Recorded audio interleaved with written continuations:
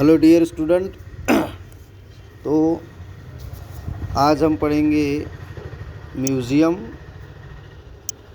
ठीक है, इसके पहले हम कंजर्वेशन ऑफ बायोडाइवर्सिटी पढ़ चुके थे, बराबर है। और आज म्यूज़ियम पढ़ेंगे और आगे का जो भी टॉपिक रहेगा, बराबर है। तो देखिए, यहाँ तक हो चुका था अपना, बराबर है। कंजर्वेशन ऑफ बायोडाइवर्सिटी, राइट, ये हो चुका था बेटा, ठीक है ना, यहाँ तक। Now let's we start museum today. So आपने तो सुने हैं म्यूज़ियम के बारे में, जैसे यहाँ पे फ़ोटो भी दिया है और बहुत सारे लोगों ने विजिट भी मारे होंगे। तो होता क्या है म्यूज़ियम, यानी म्यूज़ियम ऐसी जगह होती है जहाँ पे डिफरेंट टाइप्स के प्लांट्स और एनिमल का कलेक्शन किया जाता है और उनको प्रिजर्व किया जाता है, ठीक है, और उनको वहाँ रखा जाता है ना। उसी को हम क्या कहते हैं, म्यूज़ियम कहते हैं, ठीक है। So museums are the place where collections of preserved plant and animal specimen, ठीक है। प्लांट और एनिमल के जो सैंपल होते हैं, सैंपल मतलब उनकी जो बॉडी होती है, उनको स्पेसिमेन कहते हैं, ठीक है, उसको रखा जाता है। Are kept plant and animal specimen में बी प्रिजर्व्ड। ये आप प्रिजर्व्ड यानी उनको ऐसे कुछ केमिकल में प्रोटेक्ट करके रखते हैं, जो डिकम्पोज नहीं होना चाहिए, उसको प्रिजर्वेशन कहते हैं, ठीक है। तो ये जो प्लांट और एनिमल के स्पेसिमेन को प्रिजर्व किया जाता है काय में, फॉर्मेलिन में, काय में फॉर्मेलिन 10%, ठीक है। तो 10% to 40% क्या रहता है, फॉर्मेलिन यानी क्या है, 10 to 40% फॉर्मल्डिहाइड। अब उसको कहाँ रखा जाता है भाई? तो इस प्रकार से, ऐसा तुमने देखे होंगे, तुम्हारे 10th क्लास में बायोलॉजी में, या फिर अभी 11th क्लास में कॉलेज नहीं गए आप लोग, तो एक बायोलॉजी की लैब होती है, उसमें बहुत सारे ऐसे स्नेक वगैरह रहते हैं ग्लास में रखे हुए, फ्रॉग रहता है, ठीक है। तो इस प्रकार से वो जो है स्पेसिमेन है, एनिमल के क्या है, स्पेसिमेन है, ठीक है। तो वो जार रहता है, ऐसा बेल जार, ऐसा इस प्रकार से, ऐसा मैं बना रहा हूँ यहाँ पे देखो, इस प्रकार से ऐसा रहता है, उसके ऊपर ऐसा एक कवर रहता है ये, ठीक है। वो पूरा ट्रांसपेरेंट ग्लास का बना हुआ रहता है, इस प्रकार से, ऐसा ऐसा ऐसा बेल जार रहता है, ठीक है, इस प्रकार से। और यहाँ पर पूरा केमिकल रहता है, और यहाँ पे ऐसे वो जैसे सांप है, तो ये सांप इस प्रकार से यहाँ पे ऐसा ऐसा लटका हुआ रहेगा, ऐसा, ठीक है, इस प्रकार से अंदर में। और यहाँ पे पूरा केमिकल रहता है, लिक्विड रहता है, ऐसा क्या रहता है बेटा, यहाँ पे ऐसा लिक्विड फॉर्मल्डिहाइड है ना, 10 to 40% वाला, ठीक है। तो इसको पूरे को कहते हैं स्पेसिमेन। जैसे सांप है तो सांप का स्पेसिमेन, ठीक है। आई क्या बात समझ में? समझ में आया होगा आपको, बराबर है। तो ऐसे जो बॉक्सेस में रहते हैं आपके लैब में, उसको हम प्लांट होगा रखा हुआ तो प्लांट स्पेसिमेन कहेंगे, है ना। एनिमल रखा होगा तो उसको एनिमल स्पेसिमेन कहते हैं, ठीक है बेटा। तो अब समझ में आया स्पेसिमेन का मतलब क्या हुआ, ठीक है।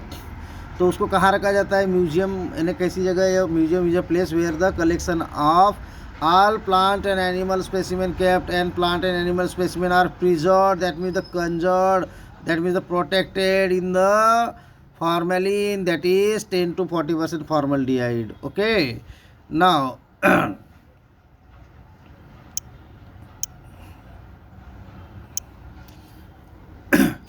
और काय में होता है ये फॉर्मेलिन ट्रांसपेरेंट जार, जो अभी मैंने बनाया था, जार को लेबल किया जाता है कि वो कौन सा प्लांट है या एनिमल है करके। और लार्ज जो एनिमल होते हैं, लाइक द बर्ड्स है बड़े, है ना, या मैमल्स बड़े होते हैं, ठीक है, इनको स्टफिंग किया जाता है। क्या किया जाता है, स्टफिंग। स्टफिंग का मतलब क्या होता है कि उनका अंदर के बोन्स वगैरह निकाले जाते हैं, मसल्स निकाले जाते हैं, ओनली स्किन, और उसके बॉडी के ऊपर हेयर जो होते हैं उनको फर कहते हैं, और बर्ड्स के ऊपर में फेदर्स होते हैं, ठीक है। तो वो बस स्किन और फेदर्स, और मैमल्स है तो स्किन और वो बॉडी के हेयर्स रहेंगे बस, और उसके अंदर में सॉल्ट भरा जाता है, और वो एकदम बिल्कुल जैसे कि वैसे क्योंकि कैसा हड्डी निकाल दी, मांस निकाल दी, तो वो स्किन ऐसी चिम जाएगी ना, तो उसके लिए उसको वो ऐसा रिंकल नहीं होना चाहिए करके उसके अंदर में केमिकल भरा जाता है, और उसको जैसे एज इट इज़ बॉडी जैसी रहती है उस प्रकार से वो दिखता है, ठीक है। और उसको एक ऐसे कांच के बॉक्स में उसको एयर टाइट किया जाता है। इस प्रोसेस को कहते हैं हम स्टफ़ करना या स्टफिंग करना, ठीक है। तो लार्ज बर्ड्स जो है, मैमल जो है, are usually stuffed and preserved. This process is known as, क्या कहते हैं ऐसे प्रोसेस को, जो बर्ड्स और मैमल्स को स्टफिंग किया जाता है उसको टैक्सीडर्मी, क्या कहा जाता है, टैक्सीडर्मी, क्या कहा जाता है, taxidermy. Okay. Specimen are dried from also kept in museum, बराबर है, और इनको ड्राई करेंगे ताकि डिकम्पोजिशन ना हो करके, और फिर म्यूजियम में रखा जाता है, राइट, यस और नो। सो आपको पता है we can even find the systemic collection of shell, है ना, और बहुत सारे प्रकार के सजीव रहते हैं म्यूजियम में, है ना, और सिस्टमिक तरीके से रखे जाते हैं सीक्वेंस से, है ना। शेल हो गया या स्केलेटन्स हो गए या एनिमल है या इंसेक्ट के बॉक्स है जिसमें बहुत सारे इंसेक्ट लगे हुए रहेंगे, है ना, कहीं में म्यूजियम में। ये बातें अपने को दिखाई देती है जब हम म्यूजियम की विजिट करते हैं तो, ठीक है। आपको शायद आइडिया होगी, आप कभी गए होंगे तो, है ना, स्कूल टूर में। सो नाउ दस biological museum in a educational institute like the school, colleges and universities, educational institute यानी कौन, स्कूल, कॉलेजेस एंड यूनिवर्सिटीज़ जो है ना, वो एजुकेशनल इंस्टीट्यूट है, right. So 10 biological museum in the educational institutes are reference hub of biodiversity study. Biodiversity की study करने के लिए अपने को, जैसे लाइब्रेरी कैसा होता है, बुक्स का रेफरेंस होता है ना, अपने को बुक्स कहाँ मिलती है, लाइब्रेरी में। वैसे बायोडाइवर्सिटी की स्टडी करना है तो बायोडाइवर्सिटी अपने को कहाँ मिलेगी, साक्षात में म्यूज़ियम में, बायोलॉजिकल म्यूज़ियम में, ठीक है। So biological museum is the biological museum in educational institute are reference hub, यानी एक हब यानी मालूम है ना, एक ऐसा मेन प्लेस है ना, कौन, बायोलॉजिकल म्यूजियम, काय के लिए, फॉर द एजुकेशनल इंस्टीट्यूट, हाँ, is the reference hub for biodiversity study, biodiversity की स्टडी करने के लिए, ठीक है ना। बुक्स वगैरह देखना है तो बुक्स की स्टडी करना है, देखना है तो अपने को लाइब्रेरी का रेफरेंस मिलेगा। वैसे बायोडाइवर्सिटी के लिए म्यूजियम। तो ये बायोलॉजिकल म्यूजियम है बेटा, यहाँ पे दिखा रहा है इतने फोटो में, है ना, दिख रहा है आपको। देखो ये स्टफिंग किया हुआ है इतने सारे, ये देखो नीचे स्टफिंग किया है, ये इतने, है ना, कांच की, इसमें एयर टाइट है, इसको स्टफिंग कहते हैं।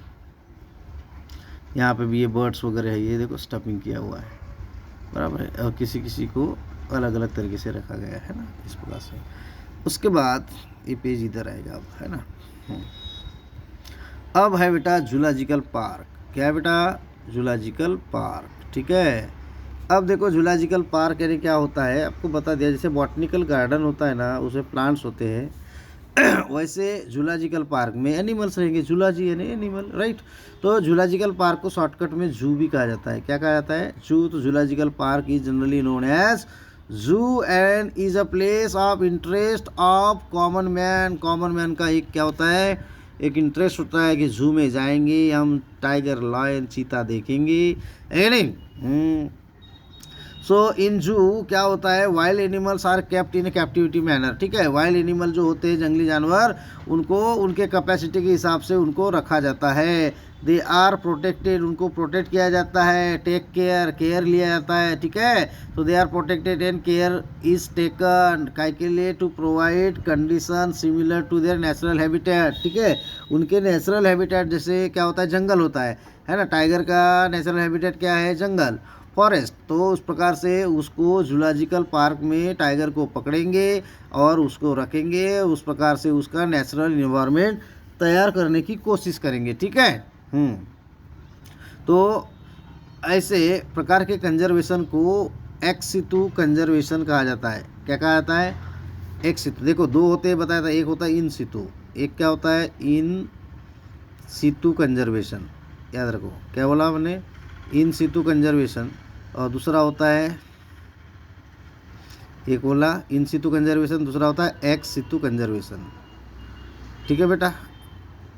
तो एक होता है इन सितु कंजर्वेशन, दूसरा होता है एक्स सितु कंजर्वेशन, ठीक है। इन सितु का मतलब होता है उनके नेचुरल हैबिटेट में, जैसे कि जंगल है ना, फॉरेस्ट, ये हो गया इन सितु कंजर्वेशन, ठीक है। एक बहुत बड़ा जंगल है, फॉरेस्ट है, तो डियर है, टाइगर है, लॉयन है, उसका इन सितु कंजर्वेशन हो रहा है वहाँ। और लेकिन उनको अगर से पकड़ के हम डियर को, टाइगर को, लायन को, वो अगर से हम जूलॉजिकल पार्क में रखते हैं और उनका अलग अलग बाउंड्री रहेगा। ऐसा तो नहीं कि भाई टाइगर के एरिया में बहुत बड़ा जूलॉजिकल पार्क एरिया है 5-6 किलोमीटर का, और वहाँ पे अपन डियर भी छोड़ दिया और टाइगर भी छोड़ दिया, ऐसा नहीं। डियर के लिए अलग जोन रहेगा, वो पार्टीशन रहेगा, टाइगर अलग रहेगा, लेकिन उतने बहुत एरिया में रहेंगे वो, और अंडर प्रोटेक्शन में रहेंगे इंसान के, ठीक है। और उनको बाकायदा चारा, फूड वगैरह जो भी है वो इंसान के द्वारा दिया जाएगा, ठीक है। तो इस प्रकार का प्रोटेक्शन जो है, कंजर्वेशन है, उसको कहते हैं एक्स सितु। एक्स सितु मतलब out of their natural habitat, और इन सितु का मतलब इन देयर नेचुरल हैबिटेट, ठीक है ना। ये कंसेप्ट क्लियर हो गया। अगर से अपने नेचुरल हैबिटेट में कंजर्वेशन हो रहा है तो उसको इन सितु कंजर्वेशन कहते हैं। Again I am repeating, right. अगर से if the organisms are protected under their natural condition called as in situ conservation, if the organisms are conserved in the artificial condition like the botanical garden or zoological park, means out of their natural habitat, then it is called ex situ conservation. So zoological park is generally known as zoo, and it is the place where the most people shows interest, yes or no. And in zoo wild animals are kept in a captivity, means उसके capacity के हिसाब से रखा जाता है। They are protected and care is taken to provide the condition, to provide condition to their natural habitat. जैसे natural habitat होती है ना, उस प्रकार से कंडीशन प्रोवाइड की जाती है। But they are protected under the control of human being in a particular restricted area, and that is called zoological park. So conservation of the wild animal in the zoological park is the type of ex situ conservation. You remember, in zoo naturalist आते हैं, study करते हैं उस wild animal के food habit के बारे में, उनके बिहेवियर के बारे में, ठीक है बेटा।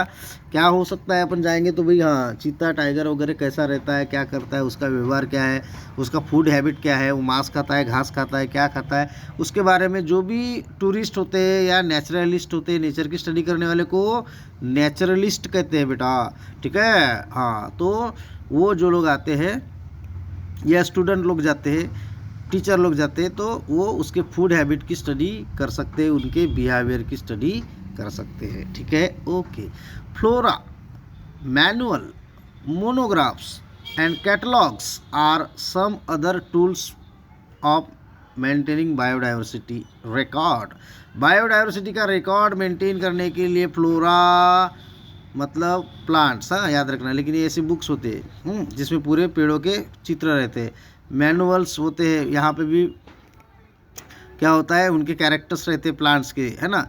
मोनोग्राफ्स होता है, एक सिंगल प्लांट का पूरा डिस्क्रिप्शन रहता है, ठीक है। और कैटलॉग्स जो होते हैं, आपको मालूम है कैटलॉग्स वगैरह ऐसे रहते हैं कि नहीं, लिफाफा में, हाँ लैमिनेटेड, ठीक है। जैसे अपन खाना खाने जाते हैं कहीं भी होटल रेस्टोरेंट में, तो कैटलॉग रहते हैं, क्या मेनू बार, क्या क्या खा रहे हो, हाँ वैसा। गुड, आपको याद आ गया होगा बिल्कुल, अपना फेवरेट डिश का तुम्हारे, हाँ ठीक है।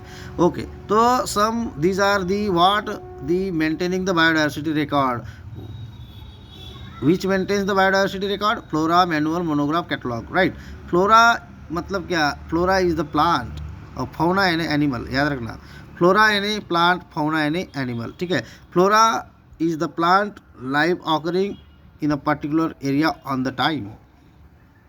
ये फ्लोरा यानी होता क्या है, फ्लोरा मतलब पेड़ होते बेटा, वनस्पति होते, वो पर्टिकुलर टाइम पीरियड में वो पाए जाते थे उस टाइम में, वो है ना, उसको कहते हैं फ्लोरा। मोनोग्राफ यानी क्या होता है, बता दिया था मैंने, सिंगल प्लांट की स्टडी को कहते हैं। तो monograph is describe as one selected biological group where some, है ना, समझ में, क्या समझ में है।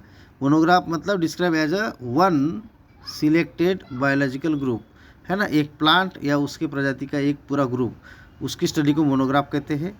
और मैनुअल का मतलब क्या होता है, तो मैनुअल मतलब प्रोवाइड करती है, बताया था मैंने, इंफॉर्मेशन, है ना, की अबाउट आइडेंटिफिकेशन ऑफ स्पीसीज़ का आइडेंटिफिकेशन के लिए ऐसे उसके की रहते, कैरेक्टर्स रहते, है ना, वो पाए जाते, है ना, पर्टिकुलर एरिया में। तो ऐसा है भाई, फ्लोरा यानी पर्टिकुलर टाइप ऑफ प्लांट है, बताया। मैनुअल यानी क्या है, तो मैनुअल यानी बताया था मैंने, इसमें क्या होते हैं बोला, डिस्टिंग्विश कैरेक्टर्स होते हैं मैनुअल्स में, ठीक है, याद रखना। Distinguish characters of the two different plants. Monographs यानी it is the study of entire plant, entire plant में सिंगल प्लांट और इट्स ग्रुप। और कैटलॉग्स यानी छोटे वाले जो होते हैं जिसमें दिए रहते हैं। ये हो गया। अब यहाँ पर देखो भाई, याद है प्राणी संग्रहालय मतलब zoological park, zoo. Kamala Nehru zoological park Hyderabad is the largest zoological park in the India. Understood, very good, समझ में आया होगा, आया। चलो नेक्स्ट आगे बढ़ते हैं। आया कहूँगा, पढ़ोगे समझोगे ध्यान दोगे तो बिल्कुल समझेगा बेटा। कैन यू टेल बोलता है, आप मेरे को बताओगे क्या बोलता है, तो मेरे को आप बताओ what are the essential of good herbarium. Good herbarium के लिए क्या अच्छी ज़रूरत होती है। तो आपको मालूम है कि प्लांट कलेक्शन, उसका ड्राई करने का, उसको प्रेसिंग करना, ड्राई करना, प्रिजर्व करना, ठीक है, लेबल करके रखना, क्लासिफिकेशन रखना, these are the essentials for the good herbarium. और उसको प्रिजर्व करना, ट्रीटमेंट करना केमिकल से, ठीक है, ताकि कोई भी प्लांट मटेरियल सड़े ना। वाह, सेकंड, फर्स्ट हो गया, हाँ। Second, what should we visit bot, क्या बोलते हैं, नॉट वाई, वाई है यार बेटा, सॉरी, क्या है बेटा, why should we visit botanical gardens, museum and zoo. तो पता है, इंजॉय करने के लिए नहीं, प्लांट की स्टडी करने के लिए, एनिमल की स्टडी करने के लिए, उनके बिहेवियर को जानने के लिए। What is ex situ and in situ conservation? I have already explained in the here. Yes sir, no, बता दिए। In situ मतलब in their natural habitat. Ex situ, sorry, ये एक मिनट। In situ का मतलब in their natural habitat, ex situ का मतलब होता है out of their natural habitat। समझ में आया। इसका एग्जाम्पल बता दूंगा तो बहुत अच्छा समझेगा आपको, ठीक है बेटा। इसका एग्जाम्पल ये है इन सितु और एक्स सितु का, कि एक्स सितु का एग्जाम्पल है out of their natural habitat, मतलब जैसे बॉटनिकल गार्डन और जूलॉजिकल पार्क, समझा ना अभी, समझ गया। इन सितु यानी नेचुरल हैबिटेट यानी क्या, फॉरेस्ट, ठीक है, फॉरेस्ट हो गया। और क्या, बायोस्फीयर रिजर्व जो होता है ना, बायोस्फीयर रिजर्व है ना, जैसे कि ताड़ोबा नेशनल पार्क है, आपको मालूम है, ये इन सितु कंजर्वेशन है ना। अपने पास का ये नागजीरा इन सितु कंजर्वेशन, समझ में आया ना। लेकिन Subhash garden Gondia ex situ conservation, क्यों, क्योंकि यहाँ सुभाष गार्डन में प्लांट है ना, बहुत सारे प्लांट है, तो वो एक्स सितु हो गया। अब जूलॉजिकल पार्क है नहीं गोंदिया में, नहीं तो वो आइडिया आ जाती है, ठीक है। और नेचुरल हैबिटेट में कैसा, फॉरेस्ट है, बहुत बड़े जंगल है भयानक, उसमें रहते वाइल्ड एनिमल, जंगलों में पेड़ से रहते, ऐसा है क्या, नहीं, एनिमल भी रहते, वो उनका नेचुरल हैबिटेट हो गया इन सितु।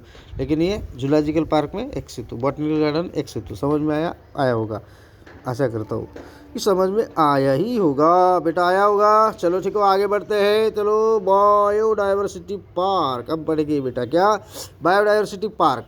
बायोडाइवर्सिटी पार्क यानी क्या होता है, पार्क मालूम है, बगीचा, हाँ ठीक है, बायोडाइवर्सिटी का बगीचा। तो देखो, it is an ecological assemblies, ecological environmental, ठीक है, इसमें प्लांट एनिमल आ गए। So it is an biodiversity park is an ecological assemblies, यानी ग्रुप करना है ना, एकत्रित आना है ना, इकोलॉजिकल असेंबलीज ऑफ स्पीसीज का एकत्रीकरण करना, ठीक है, that from self sustaining communities on degraded और बैरन लैंडस्केप। अंडरस्टूड, नहीं समझे, मैं समझाता हूँ। देखो, एक ऐसे बैरन एरिया में जहाँ पर कोई प्लांट नहीं है, जहाँ पे कोई एनिमल नहीं है, ऐसे जगह पे पेड़ों को लगाना, प्लांटेशन करना, वहाँ एनिमल लाना, और वहाँ पर फिर एनिमल की पूरी इकोसिस्टम तैयार होगी, प्लांट की इकोसिस्टम तैयार होगी, एक दूसरे पे वो निर्भर करेंगे और वेरी वेल ऑर्गेनाइज्ड कम्युनिटी बन जाएगी, है ना, इकोसिस्टम बन जाएगी। तो उस समय में अपन क्या कर रहे हैं कि जहाँ पे ऐसा एक डेजर्ट था, रेगिस्तान था बोलो, या बैरन एरिया था, वहाँ पे आज के तारीख में पेड़ है, पौधे है, पशु है, पंछी है, और एक अच्छी वेल इस्टेब्लिश्ड इकोसिस्टम बन गई है। तो इसको कहते हैं ecological assemblies of species from self sustaining community, मतलब सेल्फ को वो सस्टेन कर सकते हैं, जीवित रख सकते हैं, ठीक है, ऐसी तैयार करेंगे कम्युनिटी। कहाँ, डिग्रेडेड और बैरन लैंडस्केप, यानी ऐसी खुली जगह पे, ठीक है। तो उसको कहते हैं बेटा बायोडाइवर्सिटी पार्क बनाना। अब example here let Uttamrao Patil biodiversity park है ना, गुरेघर महाबड़ेश्वर है ना, गुरेघर इन महाबड़ेश्वर, ठीक है। ये late Uttamrao Patil biodiversity park example है। This park is the best model for conservation of natural heritage, यानी नैसर्गिक हमारा वारसा बोलते कि नहीं, सांस्कृतिक वारसा, ऐसा नेचुरल वारसा, so natural heritage in and urban landscape, ठीक है। ये मॉडल है कौन, late Uttamrao Patil biodiversity park Junagadh Mahabaleshwar is the best model for conservation of natural heritage in urban landscape. Urban area में भी ऐसा वो एक आदर्श है ना, मॉडल है कि बायोडायवर्सिटी पार्क बना सकते, ठीक है। सिस्टमैटिक क्लासिफिकेशन, अब इसमें क्या होता है, देखो इतना हो गया भाई, ये पेज खत्म हो गया था ना, यस यहाँ तक हो गया। अब नेक्स्ट पेज, ठीक है। अब देखिए systematic classification of living organism is useful होता है हमारे लिए, काय के लिए, अंडरस्टैंडिंग इंटर रिलेशनशिप, ऑर्गेनिज्म के अंदर की इंटर रिलेशनशिप को स्टडी करने के लिए systematic classification is very very essential in order to understand the inter relationship और inter relations between the organisms and maintain harmony on the planet on the earth. Yes sir no, क्या है भाई, biodiversity होना बहुत मस्त है, और biodiversity की स्टडी करने के लिए सिस्टमैटिक क्लासिफिकेशन की बहुत ज़रूरत है। सिस्टमैटिक क्लासिफिकेशन की मदद से हम क्या कर सकते हैं, understanding the inter relations between the living organism, yes or no, or if we understand the interrelationship between the living organism, we can maintain the harmony on the planet earth, and study of biodiversity is also must. Why? Because for maintaining the entire ecosystem, entire our biosphere, biodiversity conservation is very very essential. Biodiversity in which many plants and many animals are included.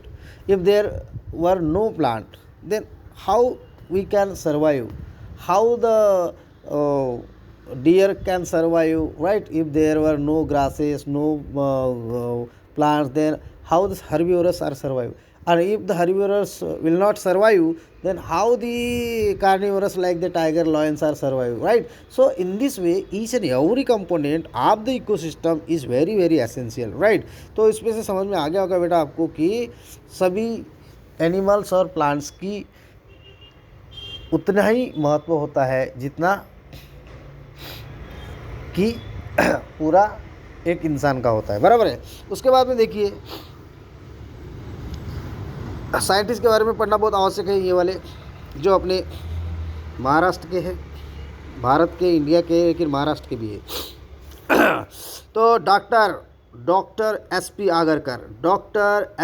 Agarkar one of the leading botanist का मतलब मालूम है आपको, है ना, study of plants करने वाले को बॉटनिस्ट कहते हैं, जूलॉजिस्ट यानी जूलॉजी की स्टडी करने वाले, क्या नहीं, माइक्रोबायोलॉजिस्ट, हाँ। तो one of the leading botanists of the India, Dr. S.P. Agarkar was born in November 1884 in the Malwan tehsil of the Sindhudurg जिला, ड्यू ना सिंधुदुर्ग, हाँ उसका मालवन नहीं तहसील है ना। इन कहाँ पे, महाराष्ट्र, ठीक है। तो महाराष्ट्र का है ये पर्टिकुलर साइंटिस्ट अपने S P. Agharkar, doctor S P. Agharkar. He explored the biodiversity of western Ghat, do know the western Ghat and eastern Himalaya, these are the two main biodiversity hotspot in the India. There are about the 25 biodiversity hotspot in the world, 25, but out of this 25, 2 biodiversity hotspots are found in the India, and now these are Western Ghat and Eastern Himalaya. क्या, western Ghat and eastern Himalaya, ठीक है बेटा।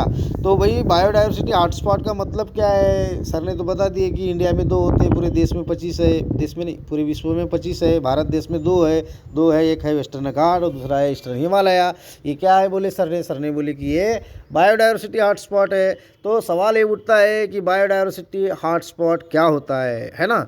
तो बेटा biodiversity hotspot का मतलब होता है जहाँ पे बायोडायवर्सिटी बहुत ज़्यादा हो, तो जहाँ पे बहुत घना जंगल हो, तो तो वहाँ पे बहुत ज़्यादा पेड़ पौधे भी पाए जाएंगे और बहुत ज़्यादा वाइल्ड एनिमल भी पाए जाएंगे, क्योंकि उनका पेड़ों में प्रोटेक्शन भी होगा और फूड भी मिलेगा, ठीक है।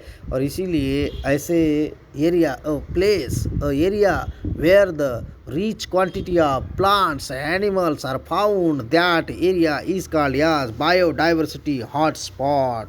So example here Western Ghat. So our respected honorable Dr. S.P. Agarkar sir explored the biodiversity of Western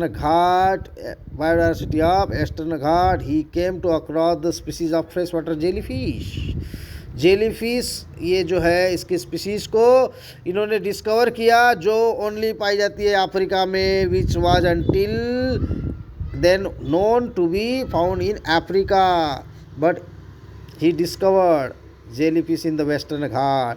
These findings were published in the scientific journal Nature in 1912 में, है ना। साइंटिफिक जर्नल नेचर करके उन्होंने पब्लिश किया। Doctor Anandle and superintendent of the Indian Museum Kolkata, he helped Dr. Agarkar काय के लिए for his further endeavor collect and preserve and conduct the microscopic examination of animal and plant specimen. Okay, इनको मदद करने के लिए आनंदेल सुपरिटेंडेंट जो है इंडियन म्यूजियम कोलकाता में भी बहुत बड़ा म्यूजियम है ना, बॉटनिकल गार्डन तो है, म्यूजियम भी है, हर्बेरियम भी है बेटा वहाँ पे। अरे बड़ी मजेदार बात है, ठीक है।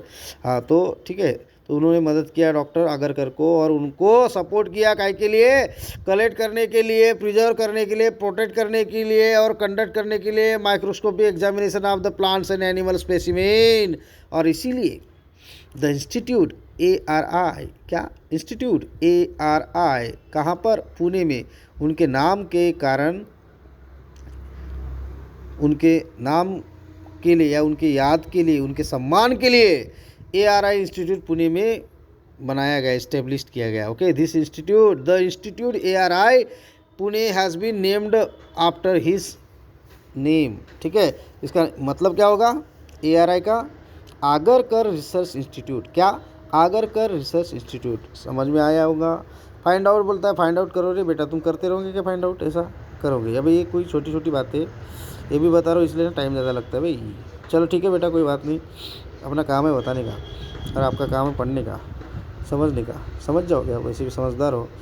अरे ये वाला बच गया ना, हाँ ये की बच गया ना, की, ये की देखेंगे, की के बाद फिर ये देखेंगे, ठीक है।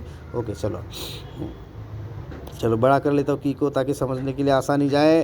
की भी एक टेक्सोनोमिक टूल है। क्या है की, मतलब चाबी, ये चाबी नहीं होता यहाँ, मतलब की का मतलब क्या होता है, key is the taxonomic aid, taxonomic tool, aid का मतलब क्या, टूल, ठीक है, टेक्सोनोमिक टूल है, ठीक है। तो टेक्सोनोमिक जैसे क्या, तो तुम्हें मैनुअल है, हर्बेरिया है, नहीं क्या, मोनोग्राफ है, ये क्या है, टेक्सोनोमिक टूल है। वैसे की भी क्या है, टेक्सोनोमिक टूल है, use for classification of plant and animal, ठीक है। So key is the taxonomic aid which is use for classification of plant and animal. The key are based on the contrasting character. ये key किसके आधार पे based रहती है, तो बेटा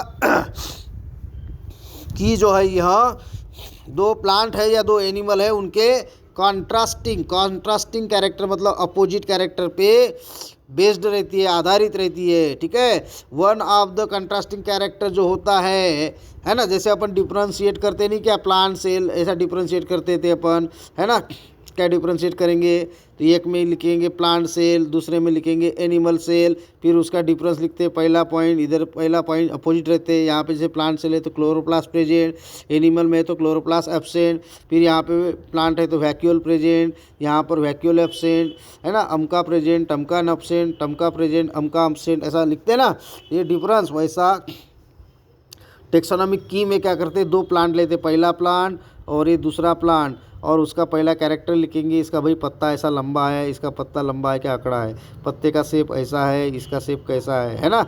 इस प्रकार से ऐसे पूरे विभिन्न कैरेक्टर लिखा जाता है, इसको कहते हैं taxonomic Key and taxonomic key is the taxonomic yard which is used for classification of plant and animal. Understood? Very good. Now look at here. So one of the contrasting character जो होता है, जैसे कि या कोई भी एक ले लो. One of the contrasting का मतलब क्या बताया? Opposite. Contrasting character, one of the contrasting character get accepted, एक एक्सेप्ट होता है तो दूसरा क्या होता है? रिजेक्ट होता है.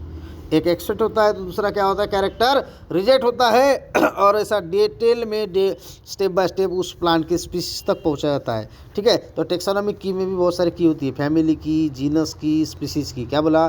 टेक्सोनॉमिक की का मतलब क्या है? टेक्सोनॉमिक की, इसमें क्या होते हैं? प्रकार होते हैं. जैसे पहले बोला फैमिली की, जीनस की, स्पीसीज की. ये हायर स्टडीज़ में रहता है बेटा. ठीक है, तो याद रखना. ठीक है ना. हाँ, तो इसमें क्या करते हैं? कंट्रास्टिंग कैरेक्टर लिखा जाते हैं दो प्लांट के. ठीक है.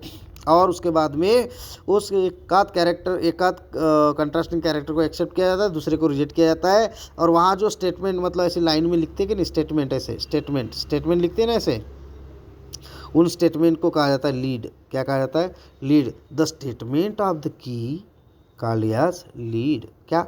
The statement of the key is called as lead. And normally key कैसी होती है? एनालिटिकल आधार पे. डिस्क्रिप्टिव होती है बेटा, एनालिटिकल नेचर की होती की, है ना. कौनती? चाहे वो फैमिली की, मतलब फैमिली की हो, जीनस की हो, स्पीसीज की हो. फैमिली की यानी क्या? दो प्लांट लेंगे एक सेम फैमिली के और उनके कैरेक्टर डिफ्रेंशिएट करेंगे. ठीक है. या दो प्लांट लेंगे सेम जीनस के और उसको डिफ्रेंशिएट करेंगे. अब ये फैमिली, जीनस, स्पीसीज क्या है, तो ये आगे वाले चैप्टर में क्लासिफिकेशन है, बहुत ज़ोरदार चैप्टर है. तो वो पढ़ाऊंगा ना, तो उस समय तुम्हारे को ये फैमिली की, जीनस की के बारे में और मैं बताऊंगा. ठीक है बेटा. तो और आइडिया तुम्हारी एक्सप्लोर होगी, डिटेल होगी. ठीक है. तो और लेकिन एक बात है, जो मैं अभी ये पढ़ा रहा हूँ इसको आपको पढ़ना है घर में और दोबारा बुक को. ठीक है ना. और ये पूरा टोटल लाइन टू लाइन समझा रहा हूँ मैं तुम्हारे को. ठीक है बेटा. हाँ. सो नॉर्मली की एनालिटिकल नेचर की होती है. Let's study about the classification of living organism in next chapter यानी सेकंड चैप्टर. पहला चैप्टर ख़त्म हो गया और हम दूसरे चैप्टर में देखेंगे क्लासिफिकेशन ऑफ लिविंग ऑर्गेनिज्म, मतलब प्लांट और एनिमल का. और उसके पहले हम देख लेते हैं, डू यू नो मतलब क्या आपको पता है? क्या when plants from any forest locality are conjured on the same when plant from any forest locality are conjured on the same of holy place. ठीक है. मतलब कोई भी पेड़ को अपन जंगल से, लोकेलिटी से लाते हैं, उसको कंजर्व करते हैं, प्रोटेक्ट करते हैं, मतलब लगाते हैं कहाँ पे? होली प्लेस में, एक ऐसे पवित्र स्थान में. तो उसको क्या कहते हैं? It is called a sacred grove. क्या कहा है उसको? सैक्रेड, है ना. Sacred grove. And these also consider. Sacred यानी पवित्र, मालूम है ना, पवित्र स्थान, है ना, सैक्रेड ग्रू कहते हैं. और वो सैक्रेड नेचुरल साइट ऐसा कंसिडर करती है. कौन? International union of conservation of nature. IUCN का मतलब क्या होता है बेटा? I for international, U for union, C for conservation and N for nature and natural habitat. क्या बोला? N for nature and natural habitat. तो international union for conservation of nature and natural habitat is called IUCN. तो when plant from any forest locality are कंजर्ड and on the same place of the on the same name of holy place, it is called as sacred grove, है ना. and this is also considered as sacred natural site bye IUCN. मतलब IUCN जो होती है, international union for conservation of nature, वो भी उस जगह को क्या बोलती है? पवित्र स्थान मानती है, जहाँ से जंगल से आप एक आध कोई पेड़ ला लो और उसको आप पूजा पाठ कर लो और बता दो कि ये भगवान है यहाँ पे, तो वो उतनी एरिया को पवित्र स्थल. और ऐसे कर करके मंदिरें बने, आपको मालूम है. Internet my friend. तो yes, your internet is your best friend. Okay. So collect the information about the botanical garden, zoological park, biodiversity and lots of hotspot. ठीक है. हॉटस्पॉट मैंने बता दिया क्या होता है. हॉटस्पॉट का मतलब वो मोबाइल वाला हॉटस्पॉट नहीं, ये होता है place where the rich quantity of flora and fauna found. Flora यानी प्लांट, फौना यानी एनिमल, फना यानी वो आमिर खान की मूवी नहीं, फना, फौना है, फौना का मतलब होता है एनिमल, ठीक है। ओके, तो हॉट स्पॉट इन इंडिया तो कितने थे, 2 बताए, वेस्टर्न घाट और ईस्टर्न हिमालय। और zoological park, botanical garden, biodiversity की स्टडी करो बोलता है, इंटरनेट का इस्तेमाल करो और स्टडी करो, ठीक है बेटा। Okay, collection of endemic flora, हाँ एक शब्द आ गया।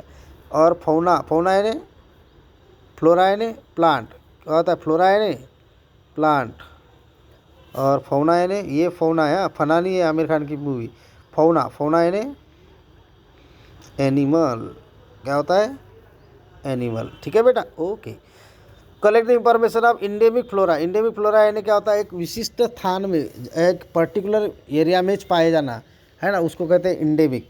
क्या कहा था है, इंडेमिक। यानी कैसा बताओ कि इंडेमिक का मतलब क्या, जैसे मान के चलो ऐसा एक ऐसा कोई, मैं उदाहरण के लिए बता रहा हूँ कि ऐसा एक पेड़ है गोंदिया में, जो ना भंडारा में है ना कहीं मतलब कहीं से नहीं है, अपने महाराष्ट्र में कहीं से नहीं है, ठीक है, और इंडिया में भी नहीं है, ठीक है, लेकिन वो गोंदिया में है, तो वो क्या हो गया, वो इंडेमिक हो गया। क्या हो गया, इंडेमिक। वो तो इंडेमिक फ्लोरा कहाँ पाया जाता है, जैसे आइलैंड वगैरह नहीं होते क्या, आजू बाजू में पानी होता है और बीच में मिट्टी रहती है और वहाँ पे पेड़ पौधे जंगल बन जाता है, तो वहाँ के सीड बाहर जाते नहीं और बाहर के सीड अंदर आते नहीं। तो ऐसे आइलैंड वगैरह जो होते हैं ना, वहाँ पे जो पेड़ पौधे रहते हैं वो इंडेमिक रहते हैं, क्योंकि वैसे पेड़ पौधे दूसरे ठिकान में पाए नहीं जाते, ठीक है। तो ऐसे आइसोलेटेड एरिया में जो रहते हैं और पर्टिकुलर एरिया में रहते हैं, वो लोकलाइज नहीं होती इधर उधर, वो एक पर्टिकुलर एरिया में पाए जाते हैं, ऐसे प्लांट्स को इंडेमिक प्लांट कहते हैं या इंडेमिक फ्लोरा कहते हैं। और एनिमल की बात आएगी तो उसको इंडेमिक फौना कहते हैं, ठीक है। आई क्या बात समझ में आई होगी। जैसे कि आपको मालूम है एशियाटिक लॉयन वगैरह जो होते हैं इंडेमिक हो गए, इंडेंजर्ड हो गई है, लेकिन एक पर्टिकुलर, जैसे आपको कंगारू है तो ऑस्ट्रेलिया में पाया जाता है, वो वहाँ का इंडेमिक है, ठीक है, समझ में आया ना, इसलिए तो ऑस्ट्रेलिया का कंगारू कहते हैं, आपको पता है, हाँ गुड। अब भाई ये क्या इतना हो गया, बात है फाइंड आउट बोलता है, फाइंड आउट करना तुम्हारा काम है बेटा, ये है ना चैप्टर इससे ख़त्म हो गया बराबर। ये पढ़ लो, इसके एक्सरसाइज भी कर लो, ये क्या क्या आता है क्या क्या नहीं आता जो भी है, और कोई डाउट रहेंगे एमसीक्यूज वगैरह में इनमें तो मेरे को पूछ लेना। चलो बता देता हूँ मैं तो भी। चूज द करेक्ट ऑप्शन बोलता है, which of the not property of living organism, metabolism, decay, growth, reproduction. Decay, decay property नहीं है, बराबर है। Particular plant is strictly seasonal plant है, which one of the following is the best suited if it is to be study in the laboratory, ठीक है। क्या बोलता है, a particular plant is strictly seasonal plant है बोलता है, तो नीचे दिए हुए जो है ऑप्शन उसमें कौन सा रहेगा बोलता है लेबोरेटरी स्टडी के लिए। तो एक हर्बेरियम, म्यूजियम, बॉटनिकल गार्डन और फ्लावर एग्जीबिशन है, तो इसमें हर्बेरियम आएगा। हर्बेरियम में अपन रख देंगे वो, क्योंकि क्या होगा, वो 6 महीने में मर जाएगा ग्रो होके, फिर अगले दूसरे साल 6 महीने में आएगा। साल भर स्टडी नहीं कर सकते, लेकिन हर्बेरियम में अपन चिपका के रख दिए, उसका पूरा नॉमेनक्लेचर कर दिए, तो अपन कोई भी दिन कोई भी समय में कोई भी सीजन में पढ़ सकते हैं, इसलिए बेस्ट ऑप्शन क्या आएगा, हर्बेरियम। आई क्या बात समझ में आई। A group of student found in 2 cockroaches, क्या बोलता है रे, ये ग्रुप ऑफ स्टूडेंट है, इन्होंने 2 कॉकरोच पाए गए बोलता है इन द क्लासरूम। अरे बाप रे, तो आवाज़ करेंगे बहुत है ना तो they had debate whether they are alive और डेड, क्या बात है ना, वो डिबेट कर रहे बोलता है कि वो अलाइव है, जिंदा है या मरे है ना। Which live property will help them to so, है ना। तो वो कौन से 2 ग्रुप के बच्चे, एक ए ग्रुप है दूसरा बी ग्रुप है, ये क्लासरूम है, इस क्लासरूम में उनको 2 कॉकरोच मिले, ये 2 कॉकरोच, और ये 2 कॉकरोच जिंदा है या मरे हैं करके ये डिबेट कर रहे हैं दोनों, ठीक है। तो ये दोनों में से प्रूव कैसे कर सकते हैं, या कोई भी एक कैसा प्रूव कर सकता है कि वो जिंदा है, तो कौन सी प्रॉपर्टी, मेटाबॉलिज्म है, ग्रोथ है, इरेटेबिलिटी, रिप्रोडक्शन, तो कौन से आधार पे वो जीवित है करके बोलेंगे, मेटाबॉलिज्म, ठीक है। मेटाबॉलिज्म डिफाइन कैरेक्टरिस्टिक्स है ना, जो नॉन लिविंग में होती नहीं, है ना। ग्रोथ तो होती है लेकिन एक्सेप्शन है। इरिटेबिलिटी ये तो है इसलिए कि वो अपने को परेशान करते हैं। रिप्रोडक्शन तो ये भी डिफाइन कैरेक्टरिस्टिक है ना मेटाबॉलिज्म, इसलिए मेटाबॉलिज्म आएगा। आएगा बात समझ में बच्चों, आया होगा। और अब देखो इतना होने के बाद अब तुम्हारा ये चैप्टर संपन्न हुआ बेटा, है कि नहीं, और संपन्न हुआ कि नहीं हुआ। और इसके बाद अपने को स्टडी ऑफ बायोडाइवर्सिटी जो है ये क्लासिफिकेशन आगे के चैप्टर में पढ़ेंगे। तो देखिए आपको इस प्रकार से चैप्टर ख़त्म हुआ और study about living organism, study about classification of living organism study in the next chapter. तब तक के लिए धन्यवाद बेटा। Okay bye bye, have a nice day, thank you.